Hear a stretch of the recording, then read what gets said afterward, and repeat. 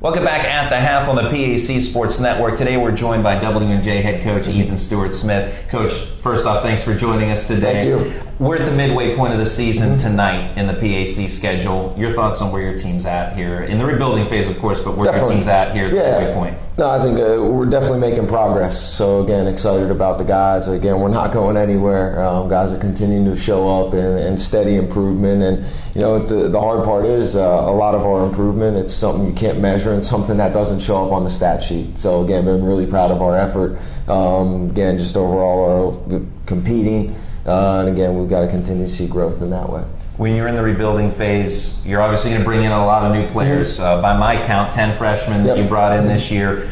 Tell us about this year's recruiting class and really how hard you worked in the offseason in going out and finding those players. Yeah, no, it takes time trying to see as many guys as we possibly can, not only in Western PA, but some areas outside of our region. And we identify a lot of those guys over the course of the summer. So that's one of the fun parts is, you know, once our season gets started and high school seasons get started, when we're not in our gym here, we're in a lot of other gyms kind of all over the eastern side of the states, which is fun.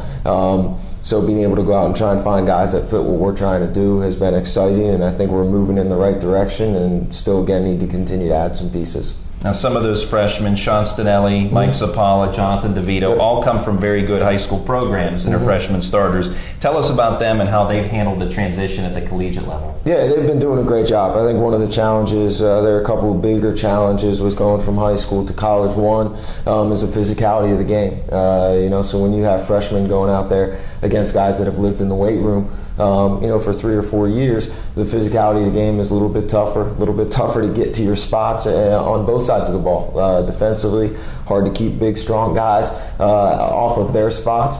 And it's a little bit tougher for our guards to get to our spots because we're not quite strong enough yet. And I think the other piece is just the preparation in general. Again, you're kind of hit or miss most likely with high schools as far as how they prepare with scouting reports, and then you get to the collegiate level where every team has every single possession you've ever played, and all the stats are out there too. So guys in our league is extremely well coached. Guys come in prepared, really try and take things away, and that's been an adjustment for our freshmen too. And again, they're trying to continue to figure it out as the season goes on, and we got to continue to do a better job of putting these guys in the best position possible to be able to go out there and make a play. And looking at your 3 freshman starters and some of the others as well, you feel like you have some nice building blocks and moving ahead now. Absolutely, yeah, definitely. We hope to get some of these, for lack of a better term, freshman mistakes out during their freshman year, as opposed to maybe sitting behind guys for 2 or 3 years and then having some of the mistakes we're making now during junior and senior year. So long term, it's great for the program and great for these individual guys because they're getting a ton of experience through actual playing instead of in practice. For certain players, knowing that they have an opportunity to play in their freshman season, how much does that help as a recruiting tool?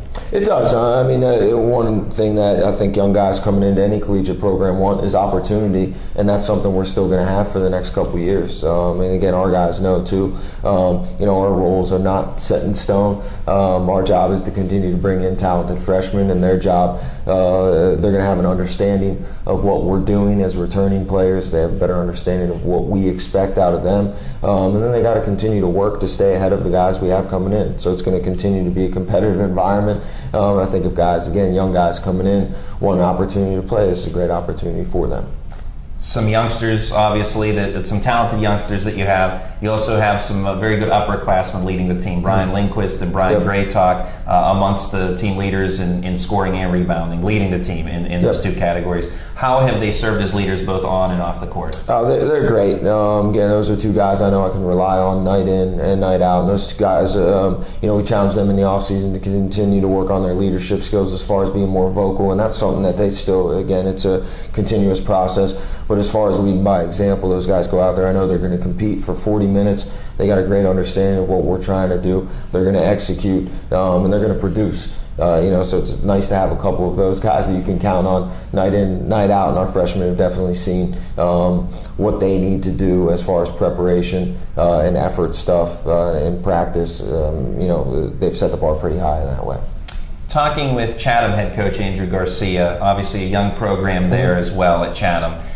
He talks about not measuring success in wins and losses, but just in progression and getting better every day. How do you measure success here at W&J? Yeah, absolutely. Very similar outlook on it. Again, we're never going to put a number on where we think we should be. Our goal is to get in the top 8 of the PAC. That means we're in the postseason. Everybody's got an opportunity at that point. We're just trying to max out this group. And again, we're still trying to find our ceiling. One of the challenges, I think, when you're building a program is not being afraid to find out kind of where you stand.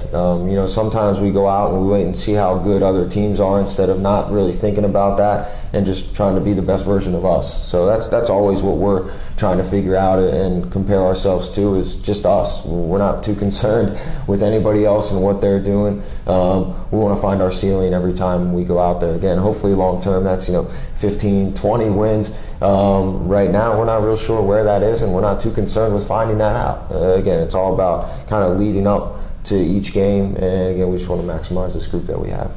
At the midway point, what are your goals for the team from here on out? Just to continue to make progress and not make repeated mistakes. So every time we come out here as a group, it's a learning process, and we're going through things for the first time as a group, and we have not figured out how to respond to these situations and adversity consistently. We haven't been able to put 40 minutes together, so I'm at peace with not being good enough at times, but we've got to force teams to kind of play their best as well. And again, we haven't done that consistently. That's something we got to do the second half of the year. Just put together 40 minutes, and if we're not good enough, we're not good enough. But let's, again, put teams to the point where we have to find out. That's W&J head coach Ethan Stewart-Smith. Coach, thanks for your time and good luck. Thank you very much.